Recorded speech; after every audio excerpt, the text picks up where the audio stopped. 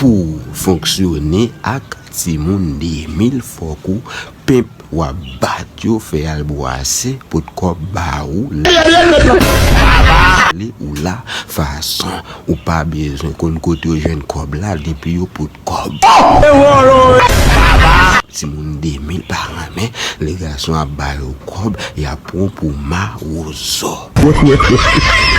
pour fonctionner avec timoun 2000 tout faut qu'on bon des guettes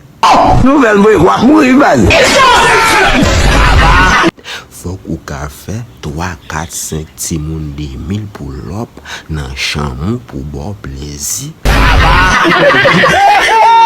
yo nan micro y a sous ces boules grandes yo ramé les a craqué y a bon plaisir satisfait parce que son bon des guettes pour fonctionner avec timoun 2000 tout faut qu'on pas parfait zokot pour fonctionner avec timoun 2000 tout faut qu'on pas parfait zokot timoun 2000 parents m'écraser avec un grand nèg yon timoun 2000 met gen 10 nèg y a satisfait timoun 2000 de tout c'est tort yo remet plat complet yo remet tout pour bayou les oignons